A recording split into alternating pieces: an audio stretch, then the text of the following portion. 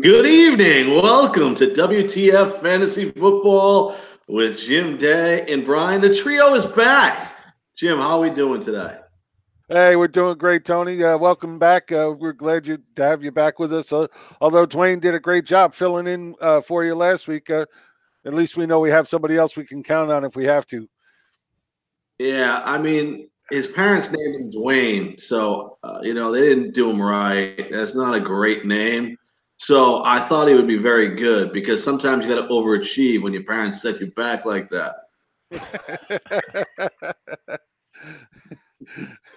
What does Brian have to say to that, Brian? Hey, Dwayne carries me every Tuesday night on another podcast, so I'll let him slide on the name. But every time I say the guy's Twitter handle, I have to spell it out like that, DWAIN. But no, he knows his stuff, man. He's great, and we're gonna kick some butt with some fantasy talk tonight. I'm looking forward to it. A lot of Giants talk, it seems, tonight. Hey, I'm wearing my Giants jersey last time in effigy. Let me ask you guys a question. Do you follow basketball? Either of you? I really don't know. Here's the problem now. I never thought we'd get to the point, but the NBA, this is what we have every single year. What we're seeing in the NFL now with the Raiders and the Giants is the whole last month of the season's a disaster. We have guys that sit out every week to rest. And now we're seeing in the NFL people actually tanking games in week 7. Jim Day, this is not good for the NFL.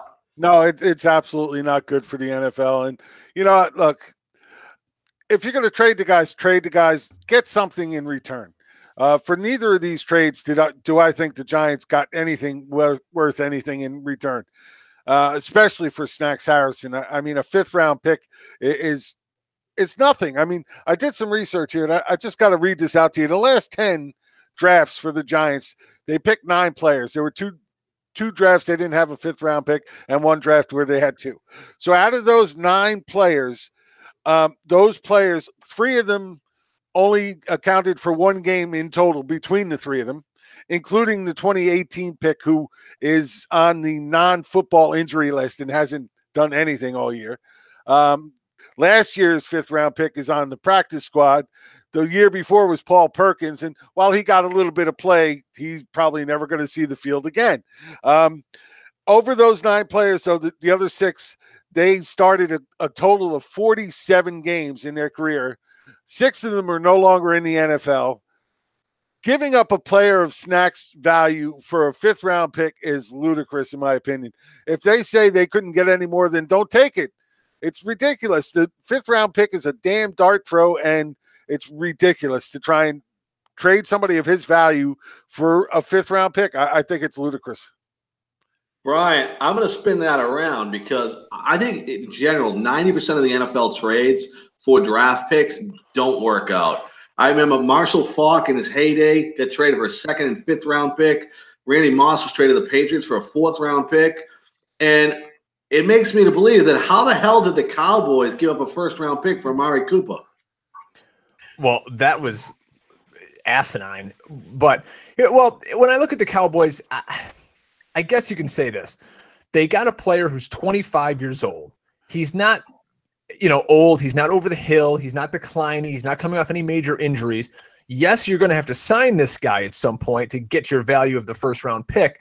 But if you don't think you can get anybody of his caliber in the draft and produce to his level, I mean, I guess, but I'm not a fan of it at all. And I just wanted to go back to the Giants real quick because to me, what set this franchise back was taking Saquon Barkley at 2 instead of shopping that pick and trying to drop down even 1 spot.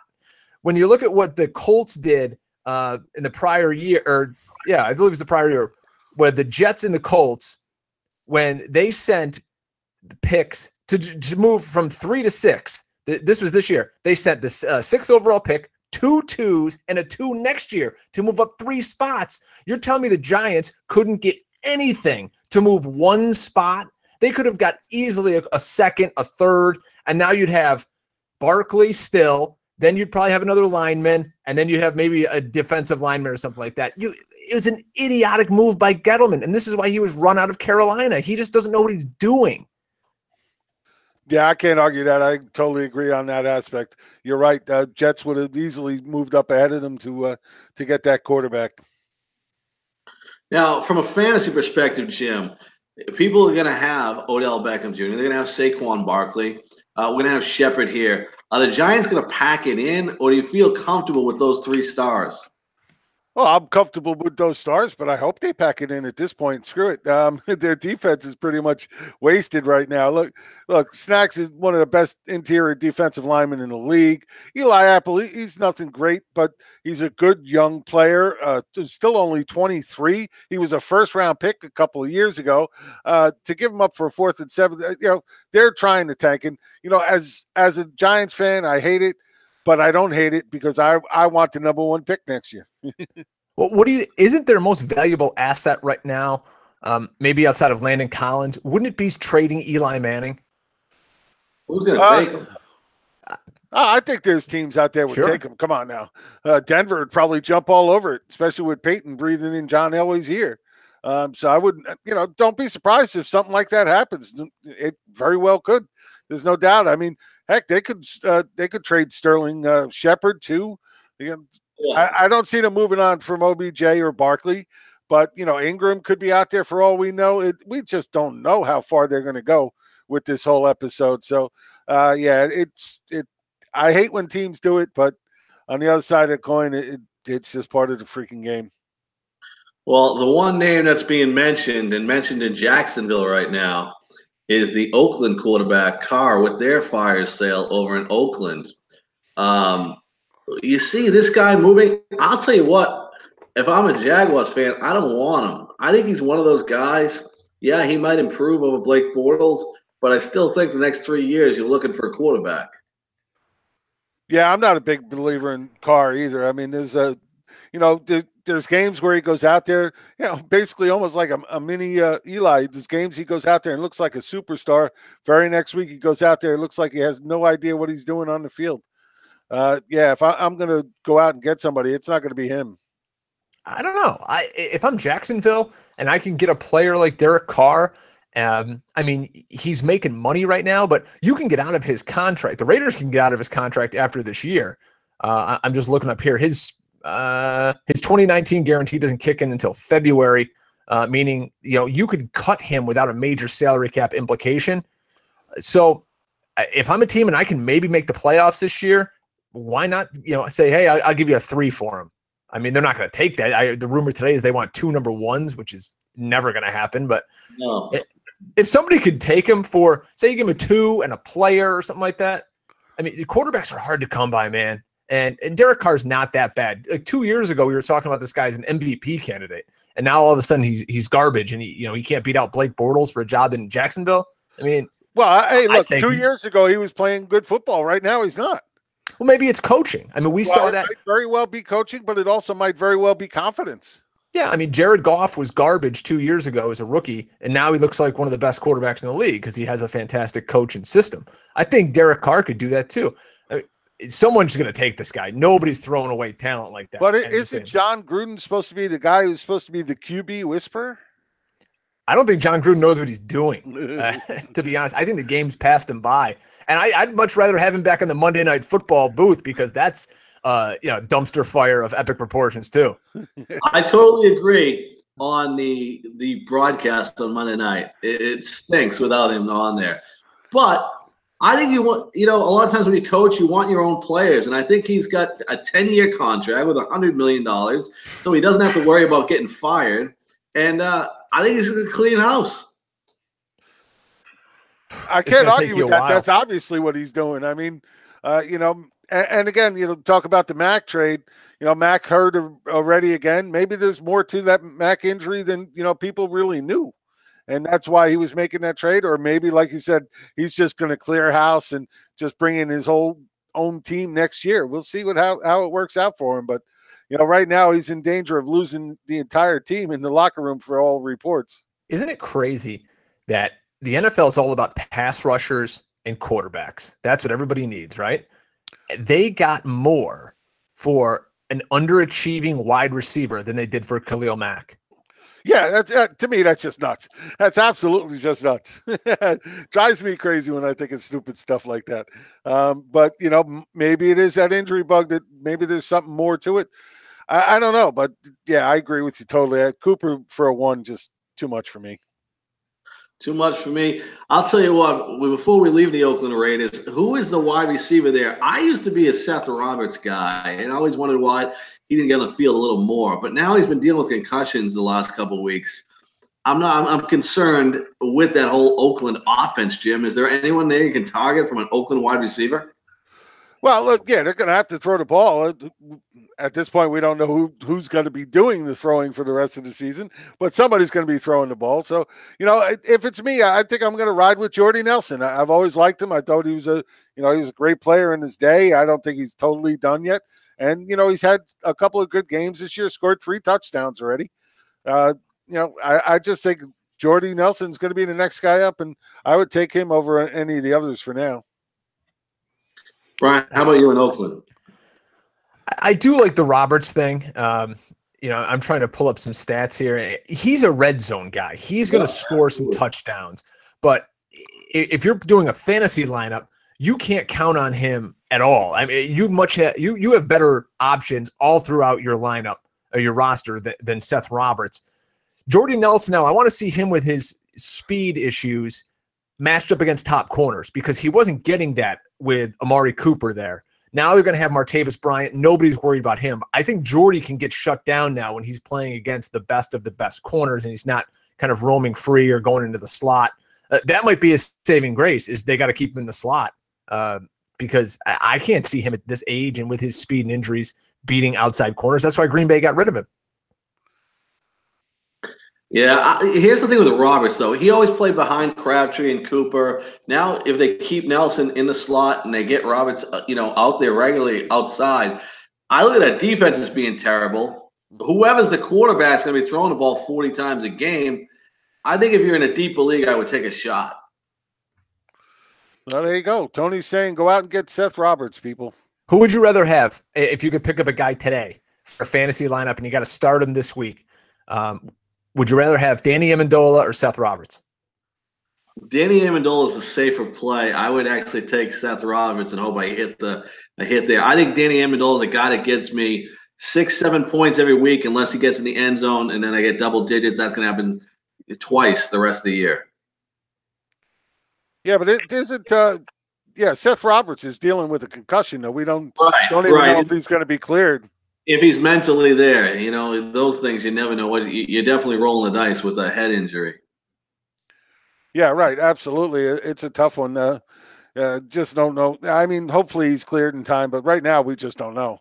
So Danny Amendola's never been a picture of health, anyways, Jim. I can't believe he's made it this far. Yeah, exactly, and that is the issue. But I think Amendola this week I would trust a little bit more than Roberts unless Roberts is cleared over the next day or two.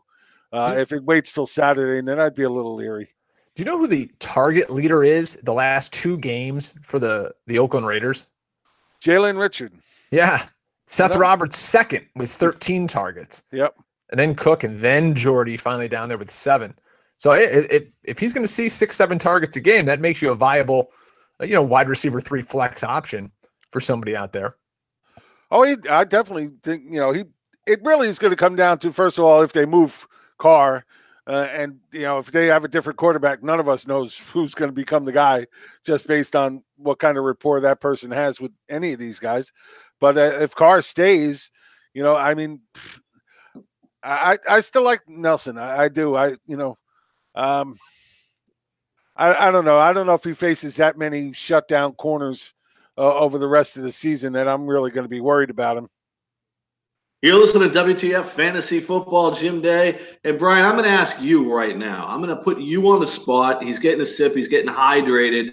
Here's the question. Who's going to be better the rest of the way, the Oakland Raiders or the New York Giants? I'm going to say the Giants.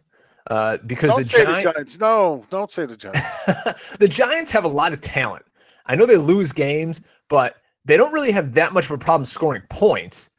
They have a couple of bad bounces. Their defense should be better, but you've got Barkley, you've got Beckham, you've got Shepard, you've got Ingram. That is a fantastic offense. Your line sucks, so it kind of hinders your immobile old quarterback. But they're going to win some games, absolutely. They always find a way. The Giants are going to be one of those teams that ends up winning like 5 in a row to end the season, and their fans are going to jump off a bridge. I'm going to come haunt you if that happens. I really am. I'm going to come haunt you forever. Jim, so you going with Oakland? Jim, you going with Oakland just for the hell of it? I'm going with Oakland, absolutely. I agree with Ron. How could they possibly lose with Doug Martin as their number 1 running back? There's too much talent there with the Giants. I just can't do that. Speaking of Doug Martin in the running back position in the NFL, we got a trade that Brent Carlos Hyde to the Jaguars this week, which a lot of speculation on Leonard Fournette. But before we get to that, Doug Martin, Jim, is this a guy that you have on any lineups? No, I don't have. I have Jalen Richard on quite a few, but I don't have any Doug Martin. I'm the same as Jim right there. I do have some Jalen Richard, no Doug Martin. Brian, you gonna make it a clean sweep here? No, I actually own Doug Martin. I picked him up a week ago, because I'm always trying to dumpster dive and find somebody who I can play. And I traded him today, actually. Oh, yeah. I like getting guys, to me, rookies and guys who are like these bench stashes when they get the opportunity. Trade them before people actually see how much they suck. Really. Exactly. So what I did, I packaged Doug Martin in a trade with Dalvin Cook. And I moved him out, and I needed a running back, so I got Kenyon Drake coming back my way because I needed a running back. I can't have nobody for the next 4 weeks. So yeah, I packaged him, moved him out, and there we go. So Kenyon Drake, the last week, game and a half has looked amazing to me. He did nothing in the first half of that game. Then he coughed up the ball, and then he got the ball. He got an opportunity, and of course won the game. And then last week looked good again. Kenyon Drake's a guy I liked in the preseason, and Jim, I didn't think I would tell anybody again on week 7 because I was kind of embarrassed by his start. Yeah, a lot of people were. Look, I've not been a big Drake fan. I just haven't.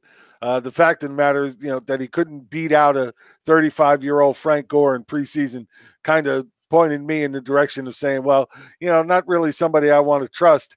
But, he's playing good right now.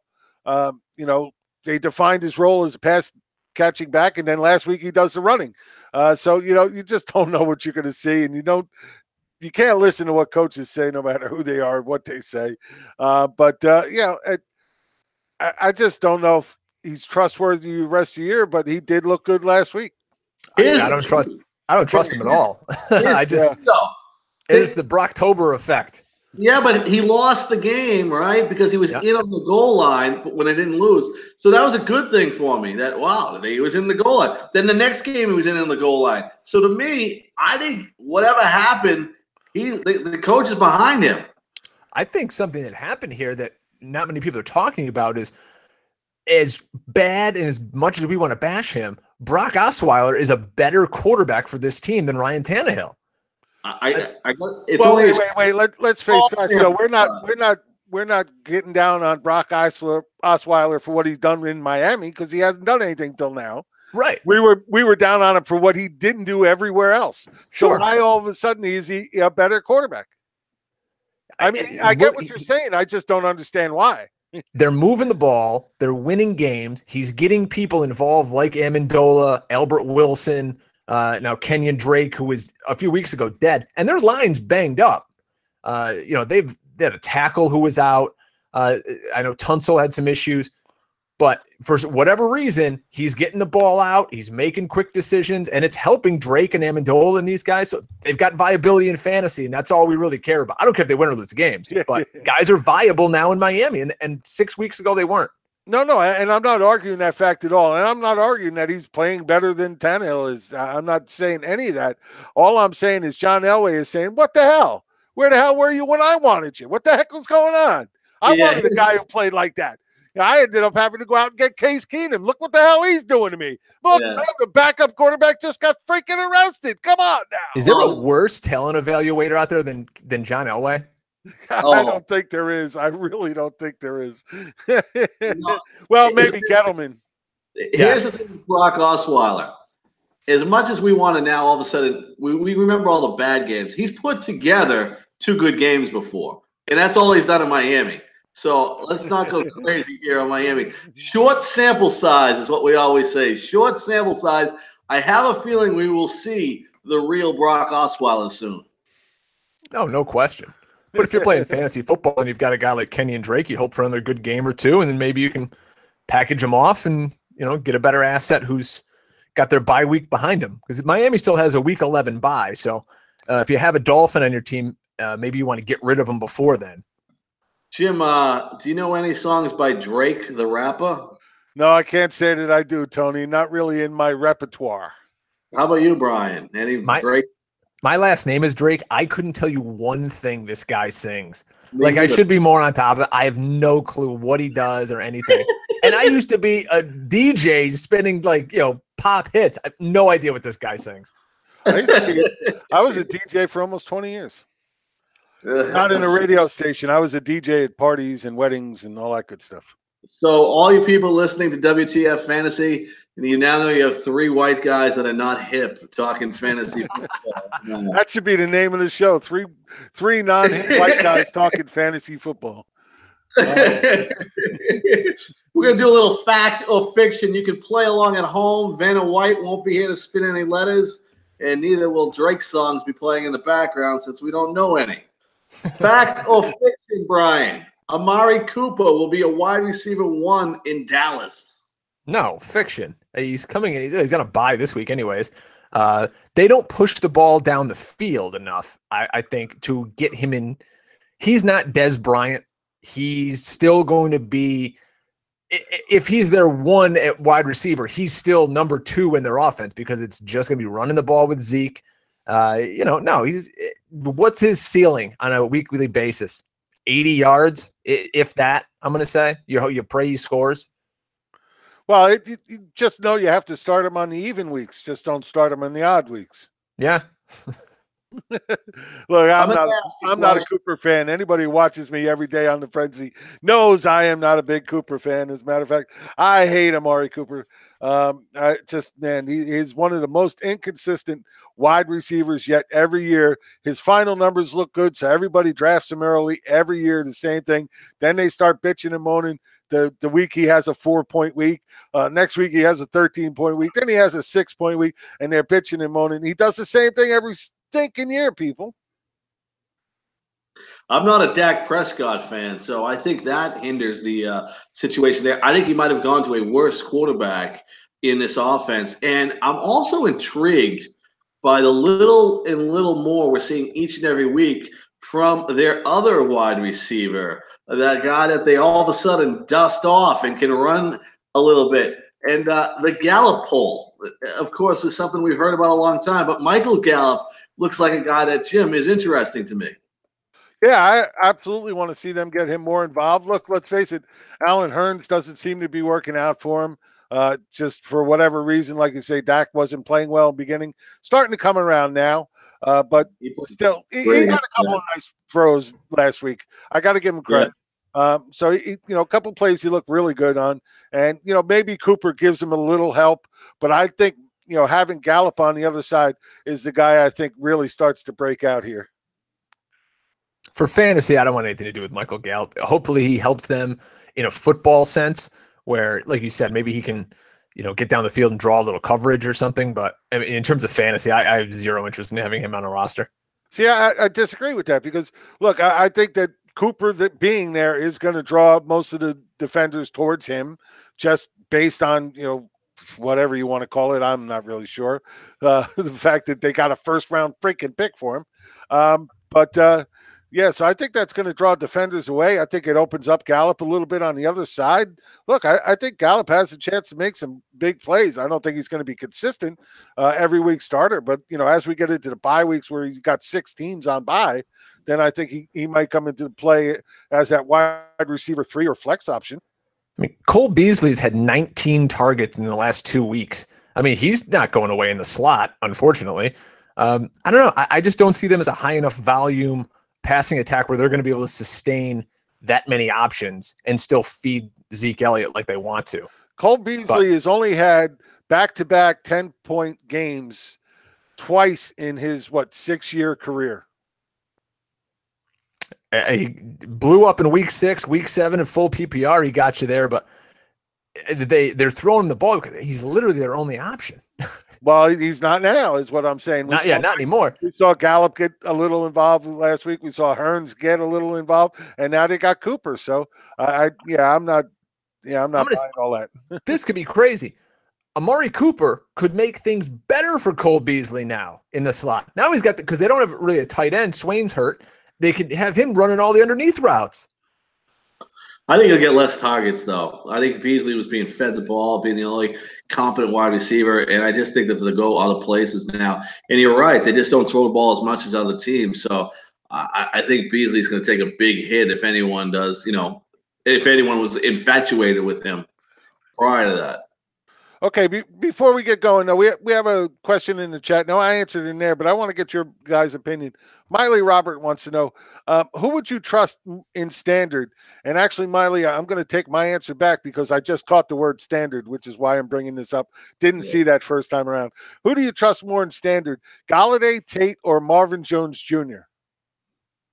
Now, I said Tate originally, but I didn't see the standard.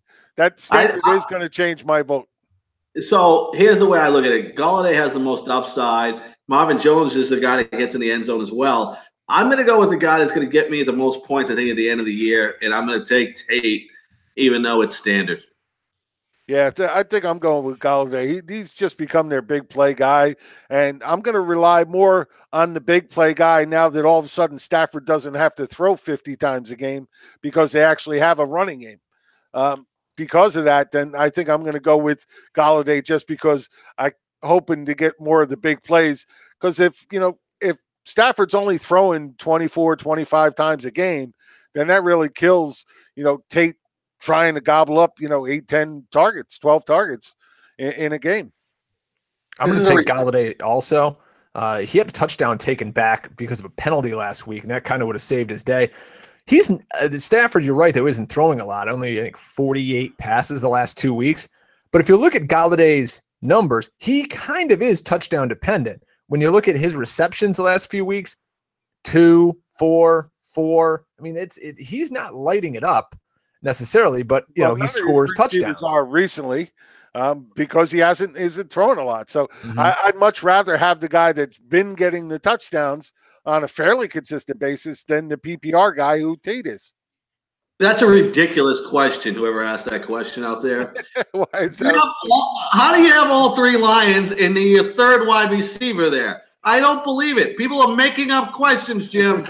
They're making them up.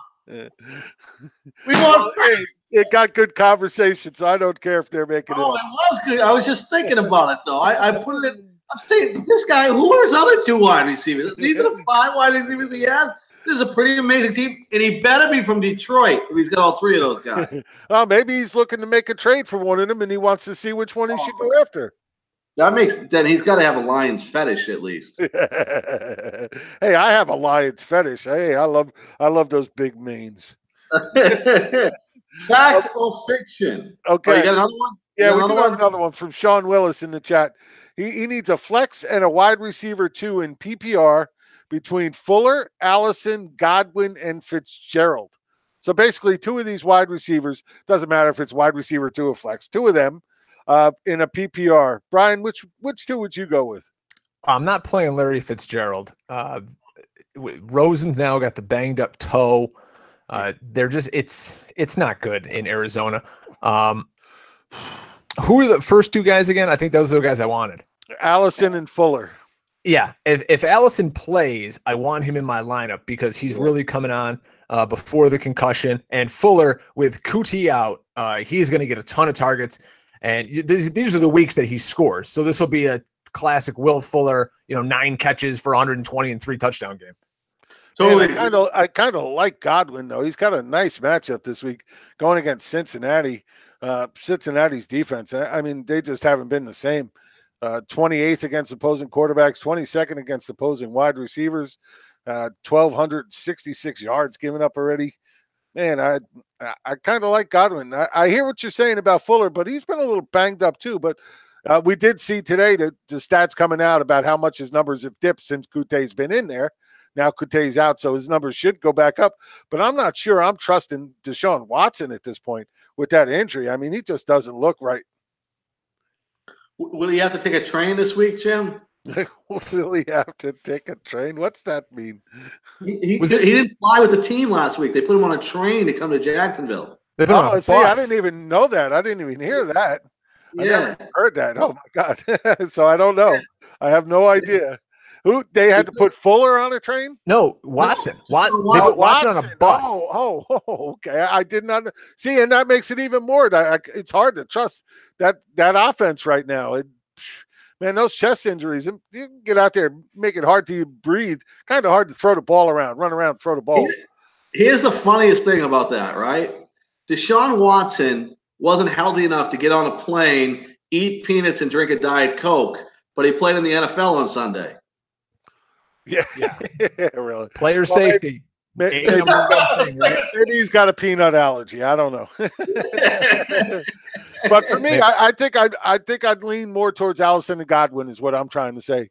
Just because I think Godwin has a nice matchup. I'll tell you what, Deshaun Jackson missed a lot of snaps in that game last week, and he came back late in the fourth quarter, so it wasn't injury related there. And you saw Humphries get some playing time. You saw Godwin there. Taking Deshaun out of the mix, I would feel even more confident in Godwin than we have in the past few weeks. For most of the season, Godwin's actually been running as their wide receiver 4 in terms of snaps. And what kills it, they've got 2 tight ends that come in and play. But he's getting the red zone targets. He's getting a lot of red zone targets. And that's huge. We're in fantasy where points matter. So if you need a guy that you think is going to score, and they're always throwing, that's the beauty of Tampa Bay. I roll with Jameis on a few teams, and I know he's going to put up 20, 30 points every single week because their defense couldn't stop the 3 of us. Yeah, and they really have no running game. I support Uber drivers. I don't have Jameis Winston on a single team. We do actually have a couple other questions. Dave Turney wants to know, what's your thoughts on Rashard Matthews now that he's signed? Is he worth a waiver claim? No. I gotta see something before there. We're in week 7, and it took this while to get out here. He's a guy that never had great athletic ability, always made some big plays, and it was a guy that I think eventually it just runs out, a lot like Anquan Bolden at the end of his career. Man, I'm not sure I'm ready to believe that yet. I think the man still got plenty. He was good for Tennessee last year. I'm not ready to believe he's done yet. And the Jets need playmakers big time. Anun was out for a few more weeks at least. I'm just not sold on any. Curse plays decently out of the slot, but he was a dud last week. Killed everybody that played him, including myself. So I think they need playmakers. I think, he's a guy that can get some play in that offense. How much? I'm not sure yet, but is he worth a waiver claim? I think he is. He could hit. Going back to that, this is how you would tackle it from a fantasy perspective. And Jim made a lot of good points there. You got a waiver wire claim. You can pick this guy up and then just put him on your bench and take a week or two and see if he's got anything. I wouldn't rush him in my lineup, but Jim, I have no problem picking him up and cutting, somebody that's not doing anything. And that's all I'm saying. I'm not saying rush him right into your starting lineup by any means, but why not take the shot on him? More than likely, anything else left on waivers is pretty iffy. Although Sean Vizzacaro, I hope I didn't kill your name, Sean, says Corey Davis is on his waivers. Should he pick up Corey Davis?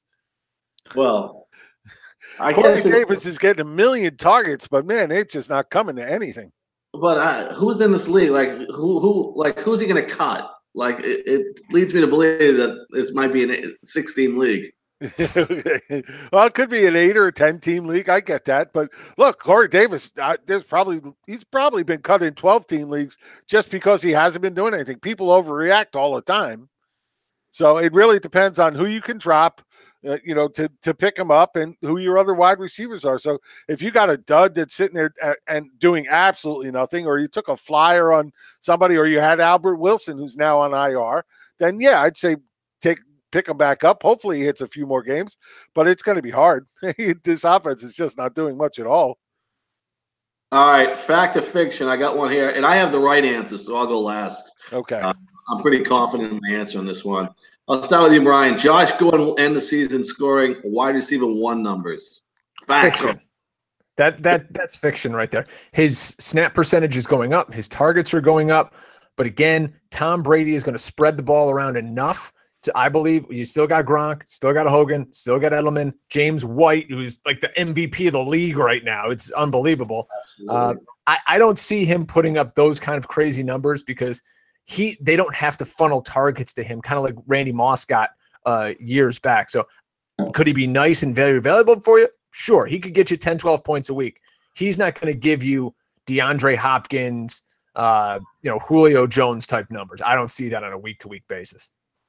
Just to reiterate Brian's point, James White last week, if you played DraftKings, the 4 o'clock slate only, James White was the second highest priced running back. That's how many points he's been putting up fantasy-wise in PPR leagues. Jim, what are your thoughts on Gordon? Hey, I think Gordon's going to be an excellent wide receiver too the rest of the way. Pretty much a guy that on the teams I have him, I'm going to start him every week from here on out. Brady's raving about him. The snaps, targets, everything going up each week. I think that trend continues. If Gronk misses any time with this back injury, and let's not forget the back injury is what they were worried about when he was coming out of college was his back. They didn't think he'd last long because of the back. So this could be a thing. I mean, it's looking like he may play this week, but who knows? He could go in for 3 plays and be hurt again. And I think if he comes out, I think definitely that we're looking at Gordon becoming their big play guy. And, I think he's going to be a solid wide receiver too the rest of the way. I thought he was going to have a lot of trouble learning this playbook, but all accounts seem to be that he's on top of that. He has pretty much good control over it. And like I said, Brady's raving about, what he knows about the offense so far. So, if Brady's raving about you, he's going to get you the ball. Yeah, he's not going to be a number 1 for what Brian said is that they have too many weapons. And one of the things I think with the New England Patriots is that they get a bye into the playoffs every year playing in this division with Miami, Buffalo, and the Jets. And Belichick knows this guy hasn't played a lot of football. There's no way they're going to throw him out in the field that much because they're going to need him playoff time. And I think that because of that division being so bad that you're going to see none of these guys get a big share. And when it keep seeing Cordarrelle Patterson getting some playing time, and you'll get Philip Dorsett getting some playing time because it's basically a preseason for these guys on the Patriots. That offense is also built from the inside out. I heard Charlie Weiss talking about it, and he's the guy who installed the offense that they still run. That it's funneled through tight ends, slot receivers, and backs. That's just the way the offense is built. So those guys out wide, they're not getting as much. Like everyone goes, how come Chris Hogan was so bad this year early on? Well, because he's playing outside and he's the only guy ahead, and they're just not how the offense is built. It's built to go to your slot receiver. It's built to go to James White and Gronk. But yeah, I think Gordon will be fine. He'll catch a shot play here and there. So yeah, I agree with what you're saying, Jim. Wide receiver 2 type. I'd love to have him on any team, but he's not your number 1. Perfect example of Hogan is Danny Amendola. Danny Amendola didn't even play until the playoffs got there the last couple of years. James White, they never dusted him off till the playoffs came up. And then they would come out. I think you see Chris Hogan the same thing. They keep him healthy, take it easy, and all of a sudden he'll be the guy to go to once postseason comes around. Nah, I don't believe that. I think if Gronk is healthy, if Gordon is still healthy, and Edelman is still healthy, I think Hogan goes by the wayside. A lot of guys you're hoping for be healthy there. You're right, Ed. You're right. 2 out of 3 of them are definitely health concerns. The other one's just a head case. Fact or fiction? Leonard Fournette will miss the remainder of the 2018 season based on Carlos Hyde being. I want to take this one first. All right, Jim, go ahead. I think it does mean that Fournette's done. Why else are you going to take this guy's contract on $5 million a year for a couple of games? You're going to really need him for a couple of games? Do you think if Fournette's going to come back in week 10 and you're going to pay this much money for this guy for 3 games? I don't see that happening. Yeldon's been playing pretty good. I can't fathom that being a realistic outcome here is that they got Hyde for a couple of games. And then once Fournette comes back, Hyde's going to be pushed away. That doesn't make any sense in the world to me at all. I agree. I think he's going to get put on IR at some point. They're going to try to bring him up again, test that hammy, and if it doesn't work, I think they could just shut him down. And I think we could see the same thing with Dalvin Cook in Minnesota. Oh, don't say that. You know what's crazy about that, and where you guys might be going down the right way, is that T.J. Yeldon's played some really good football. So it wasn't like they were hurt at running back, but T.J. Yeldon's not a guy that can take the lion's share the rest of the way and stay healthy. So Yeldon was not going to be a guy that was going to be pushed out of the mix, but they need another back to go with him. So I think it's a great point by both of you guys. We'll see. It's absolutely going to come. Anything is possible, but man, that would just be I would have to rank that up there as being one of the stupidest moves of the year if Fournette is back in 3 weeks. Fact or fiction, Brian? In a keeper or dynasty league, you would trade an underperforming first-round pick for David Johnson. Yeah, I want David Johnson on my team. If I can trade away to get David Johnson, yes. Sure. I mean, he's a talented player. We'll see what kind of offensive mind they bring in. I don't know if Byron Leftwich is going to hang around long enough, but yeah, absolutely. There's very few premium talents like that in the NFL, especially in fantasy. And if you can get him on your side, there's nothing wrong with David Johnson. He's just on a crappy offense right now. You could turn that around in a year. New scheme, new quarterback gets a little more play in there. Yeah, I want David Johnson on my side. Send him over. Not only that, I think he makes a turnaround now. Byron Leftwich has got to have been reading all the news, and the reason that the other guy's gone is because he wasn't getting the ball to Larry Johnson. Get him involved in the passing game. Heck, give Rosen a chance to get that ball out of his hands quickly. He doesn't have to go down the field every single time. Give him a chance to get the ball out, dump it out to those running backs that they just weren't doing before, and that's why he's gone. Leftwich is in there. I think they start that trend this week, and we start to see Larry Johnson get much more involved in the passing game. So based on what you're saying, Jim, even in a 1-year league, go out and get him now. Yes, absolutely. He's my top, absolutely. A lot of people consider him low, which is freaking ridiculous because he's still, in most leagues, an RB1 at the tail end or an RB2 at the top end. So that, buy low to me is ridiculous. People fretting over him. So yeah, absolutely. I say go out and get him now. If the owner is frustrated with him, do whatever you can to get him. Good stuff there. Fact or fiction? Brian, Nick Chubb is an RB1 the rest of the way. So Dwayne and I did a special show on Friday night. We had Matt Waldman on, and most of the show was just talking about Nick Chubb. And I don't get it. I know he's an explosive talent and all this, and everyone says how great he is and how electrifying he can be. And I look and I go, well, he's still in the Cleveland offense. He still has Duke Johnson there, and he still has horrific offense installed around him. Why is he going to be any different than Carlos Hyde, who's a very good player? And what did he do? That he get 80 yards and a touchdown. Very Carlos Hyde-like. I just see whatever Carlos Hyde did, take those numbers. That's what Nick Chubb's going to do. Jim, I don't see it because of Duke Johnson. I think that's the key, Jim. I think you can't be an RB1 and not be in on passing downs. I just think mathematically there's just not enough plays there. But I think the guys can play, and I would definitely like him on my team, but I don't think he gets RB1 status. Yeah, look, it really, like you said, with Duke Johnson there, they got to get Duke more involved. They didn't last week. It just doesn't make any sense. If it's me, I'm trying to use both of these guys in their strong capacity. Chubb is the runner. I mean, that's his game. That's what he's really good at. Duke Johnson is just hellified with the ball in his hands anywhere out in space. Should be running any kind of way you can get him the ball. Shovel passes, screen passes, anything you can do to get him the ball is a positive. Didn't do it last week. I hope that turns around. Like I said, early in draft season, I was drafting a lot of Duke until I realized I started worrying about him with Hyde there and tailed off at the end. I was really fading him towards the end. And so far that's proven true, but there's still a lot of teams I have that have him. So I wouldn't mind him being a turnaround, but they do have to get him involved.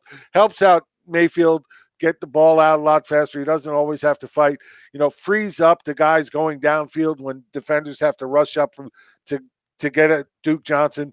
Just makes all the sense in the world, which is probably why Hugh Jackson won't do it. Why did they give him an extension? Why did they give him anything? Oh my God. Why is he coaching the team this year? I mean, that's the crazy part. He went to work 32 times. He was successful once.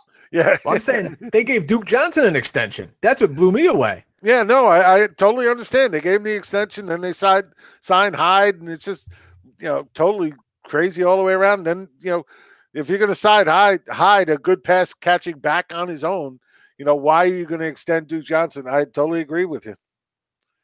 It's just a tough situation there. It's interesting with the Minnesota Vikings and their offense. Is Latavius Murray now turned into the guy and a number one running back there, Jim? A decent offense in Minnesota. The only back standing. Latavius Murray is a guy that people poo-pooed. Well, absolutely, because everybody was all over Dalvin Cook. But I was saying it as much as I could. One of the few instances where I thought a handcuff was necessary was with Dalvin Cook. You had to get Murray too. It just made all the sense in the world based on the injury last year. The possibility of re-injuring it this year. So, and what Murray did once Dalvin was out last year was really good. He was an excellent running back. So I'm with you there. Hopefully people did that. If they didn't, hopefully they got him off the waiver wire. But yeah, he's going to be the guy until Cook comes back. If Cook comes back, let's face it. At this point, we just don't have any clue. I said it. I keep saying it in the frenzy. I'm going to say it here. They should have just put him on IR to return as soon as he got hurt, and we would have had to wait a couple more weeks, but he probably would have been fully healthy. I agree. I mean, you said it all, Jim. He's a solid player on a great offense, and that's all you can ask for. So if you've got Latavius Murray, a Syracuse guy, he's born 15 miles down the street from my house. So good for him. If you got him in your lineups. Just 15 miles, the easy walk. Yeah. Oh, yeah. Absolutely. Uphill both ways. How many kilometers is that? Yeah, really. I should know. No. Onondaga Central High School, Latavius Murray. So I'm going to ask you guys a question, but I'm going to answer mine first because I'm putting you on the spot here. Who is the one guy you watch football every week and you say, man, I'm glad I don't own that guy on any of my fantasy teams? And the one guy for me is absolutely Matt Breida of the San Francisco 49ers. Matt Breida can play. Running backs are needed. But every week it looks like he was stabbed, mugged, and shot. And then he comes back and plays a couple more plays, and then you don't see him again. And every week he has got some sort of injury, but he plays, and you have to put him in the lineup. And yet every week he might get 2 or 3 plays. It would be frustrating for me as all hell having Matt Breida on my team. That's a great point. And Raheem Mostert has a really good matchup this week with Arizona. They're 5th worst against the run, and he's averaging 6.3 yards a carry right now. So if you got Mostert, I think you could be in really nice shape this week. I'm trying to think, who would I watch? It might be Russell Wilson. Everybody pumped him up like he was going to be a top 2 quarterback this year, and they brought in Schottenheimer, and they're running the ball and they're not throwing it enough, and the weapons have been banged up. So yeah, I'd be disappointed if I had Russell Wilson because you had probably invested a decent pick in him, and he's absolutely not returning it. Well, I don't want to pile on Dalvin Cook, so I won't talk about him. But I will talk about the other guy that's been killing me all year and really pulling me down, and Larry Fitzgerald. Man, I have such a man crush on him. Look, he's such a great wide receiver. He's done it for so many years with so many bad quarterbacks. He's such a great guy off the field. You never hear any whining from him. There's nothing about any bad things about him ever. He's just that really good prototypical guy you want to have on your team all the time if you're an NFL team. But yeah, I always have him on my fantasy teams. He's always done me well, but this year he is kicking my butt. It's kind of crazy. I was watching the game this week, and we had a 59-yard field goal to win a contest. Jim, how do you feel about the scoring on kicking? Like, I play in some leagues where you get 10 points for a field goal over 50 yards, and that's a little excessive in my book. That is absolutely excessive. Holy crap. Cut the kickers. I hate kickers. I hate kickers. I hate defenses. If it was up to me, every fantasy team would never play with defenses or kickers. IDP is a different story. I love IDP, but team defenses are so predicated on lucky touchdowns, lucky kick returns, punt returns that aren't predictable at all, that I hate. Most of the time you get a couple of points if they hold them under, 10 points or whatever. How many times do you actually see that happen in the NFL anymore? A team getting under 10 points. So you don't get any points that way. You got to rely totally on sacks and turnovers. And I just don't like it. I've always hated it. And then with kickers, I mean, man, you change kickers like you change underwear these days. And I don't want to deal with that. Yeah, I've got my main league with all my college buddies. We've talked about it already. We're like, we got to get rid of kickers. That it's a disaster. The way in a lot of leagues that I do it, any field goal 50 plus is 5 points. Anything in the 40s is 4 points. Anything 39 yards and below would be 3. And then you get missed. If you miss a field goal 39 and under, you can lose points for that. See, you should also lose points. If you miss a field goal under 45 now, you should get -10 for that. Well, and if you miss an extra point, you should get -5 for an missed extra point. Yeah, you know what? Make it really dig in and hurt. You know what's make it hurt. Even Brian scoring right there, right? 5 points for a 50-yard field goal and 4 for 40-yard. Why did we ever come to that? We don't give 7 points for a 50-yard pass. Some leagues do. There's distance scoring rules out there. I think people just wanted to differentiate and say, like, all right, if a guy kicks a 19-yard field goal versus a guy kicking a 55-yard, like, he should get a little more for that. You're right. Is it fair? Maybe not. But there are people always looking for ways to spice up the game and add more points and different strategies. So I can see why people did it. But no, F the kicker. Get him out too. Add another flex. Your game will be better off. I agree. More flexes, the better. Adrian Peterson, Jim, is he a buy or sell candidate? Hey, look, I'm giving the man props. He's running good. He's banged up as hell, but he's still running good. He looks sharp. He's making some nice jump cuts. I mean, man, I didn't expect it coming into the season after what we saw out of him last year, even in limited time. I mean, half his games were, his average per carry was under 2 yards. So I really didn't expect much of it at all, but he's playing much better than I thought.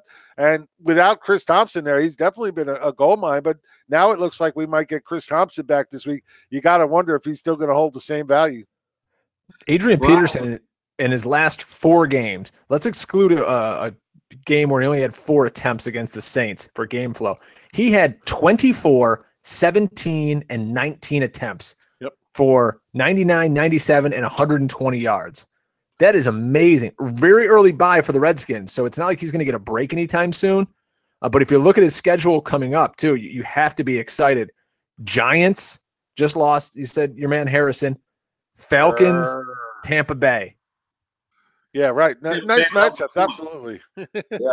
I'll tell you what's crazy about Peterson is this is going to change now with Thompson coming back, but he's catching the ball. He's gone his whole career without catching the ball. Now he looks like a guy that knows what he's doing out there. Yeah, he's absolutely catching the ball the right way with his hands away from his body. It's like, whoa, what happened to him? All of a sudden somebody, flipped the switch and we got a guy who can catch the ball. Look, I always thought he could catch the ball. It just never threw to him enough. And then when they did, it almost seemed like he was like, oh, crap, they're throwing to me. Oh, what do I do? But at least now he looks much more normal catching the ball and much more comfortable, I should say, catching the ball. I agree with that. Yeah, I'll tell you what, it's crazy watching him play because I thought he was done last year too, and he looks like that. The Redskins, I guess they brought him in. I was listening to the game this week. They brought him in, and they didn't expect to sign him. Like they were just, he was bothering them. So they just bring him in, and they said, wait a minute, he's the best player on the field. Yeah, absolutely. And he's showing he is. I mean, look, he keeps coming out there playing, and he is banged up from all intents and purposes. All the reports saying, he's banged up in several different places, yet he is determined to prove people wrong. And, you got the guys that are the best players in the position, usually, they don't like to go out on such a low note. They want to go out on a high note. And I think that's what he's trying to do. I can't fault him for that. Capri Bibbs is going to end the last 6 games of the year for that team, and he's going to be on somebody's fantasy championship roster because you're going to have just the made of glass brothers here, the Chris Thompson and Adrian Peterson. They're just going to finally fall apart, and Capri Bibbs will end up being waiver wire gem of the year. Very, Ooh, very. I can't see that. I don't want to see that. I just talk about a mediocre running back. It's interesting. Cam Newton's banged up, dealing with a shoulder issue. And when I look at that, Christian McCaffrey is a guy that's been a stud, and I don't think there's any way you could sit him down. But if Christian McCaffrey actually had to run the ball 20 times a game, Jim, he's not going to be that good. Well, he got that chance earlier in the season and ran for 140 yards without catching a pass. So I'm not sure I agree with you there. I'm trying to remember which game it was. Sorry, guys. It was back in week 3 against the Bengals. 28 carries, 184 yards.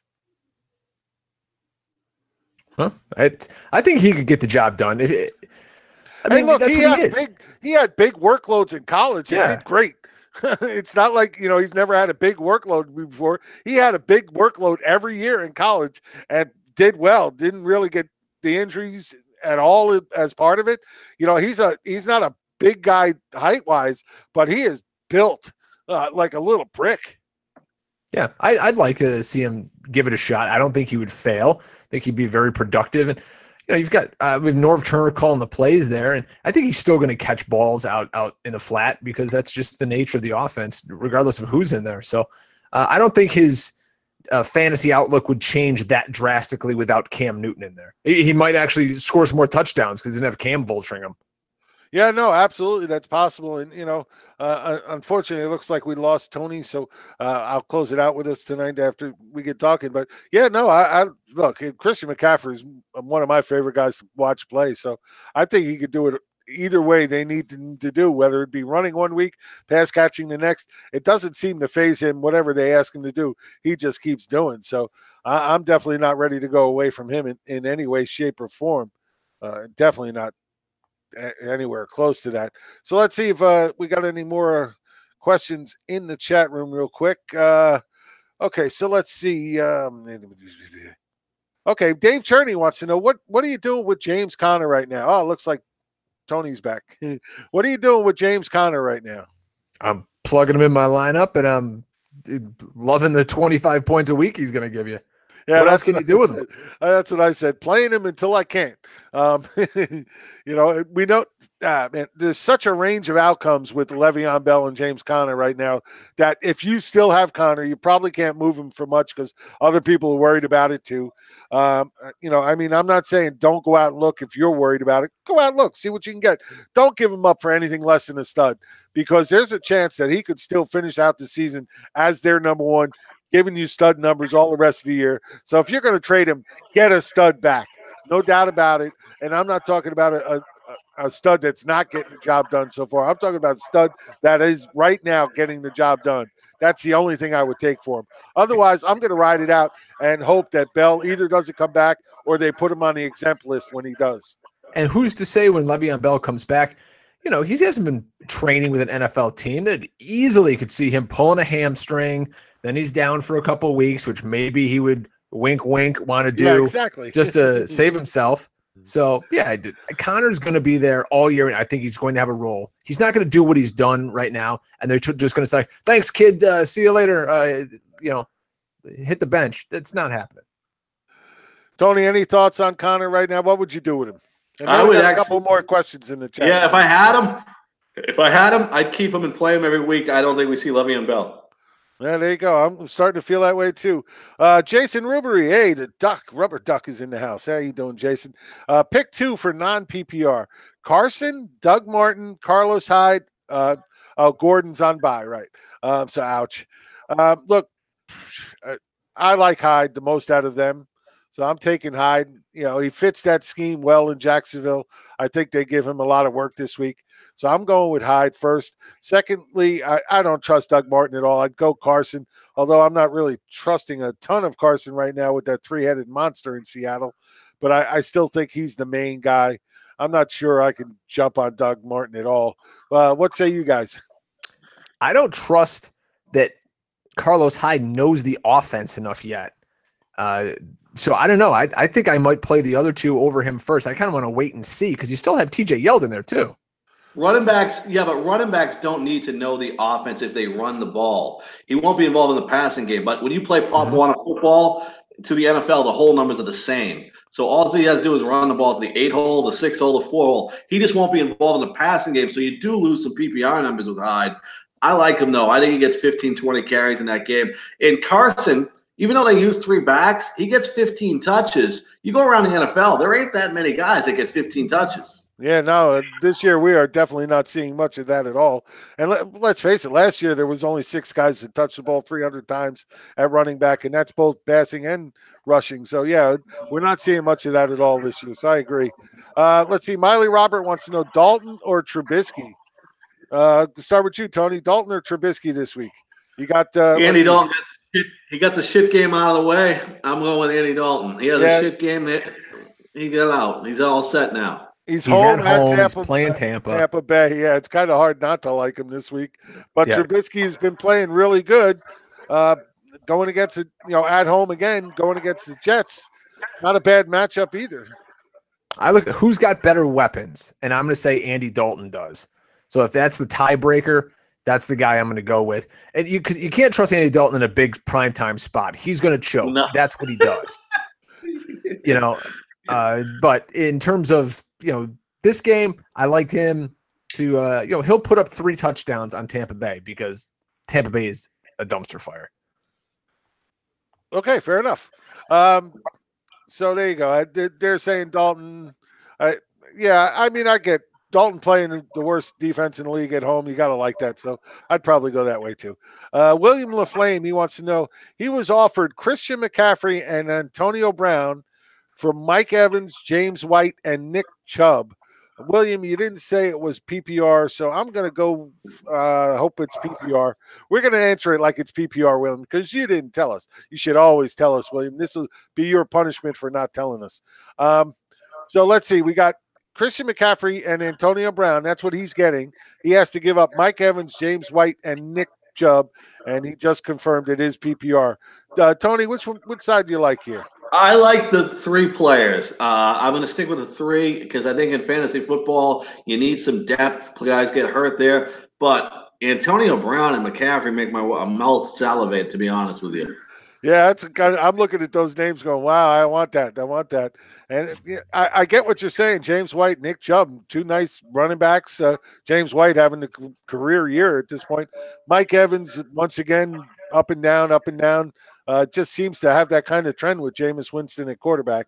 The only other Patriot running back that's healthy is Kenjon Barner right now. Yeah, I hear you. Yeah, but they can't give James White all those touches as well as being a pass-catching back. He's just not built for that. They need him for the playoff run, too. So you're going to see Kenyon Barner get some work this week. I'm not saying, hey, look, James White is playing outrageous football right now. And, man, I still think I'd rather have McCaffrey and Antonio Brown, but I get the depth part. If you need the running back depth, then go with Mike Evans, James White, and Nick Chubb. But man, I'd like to have that McCaffrey and Antonio on my team. Let's see. Sean Willis has another one for us. Two RBs in PPR. Chubb, Latavius Murray, Jalen Richard, or Clement. How about you, Brian? Which 2 you like? Chubb, Murray, Richard, or Clement? I'm going to go Chubb and Murray there. Clement, I don't trust against in London against Jacksonville. So I'm going to take the first 2. I agree. They have high, wet grass in London. Not a mixture for good things. Oh, man, I don't know. Cleveland going up against Pittsburgh at home. Pittsburgh, number 2 defense.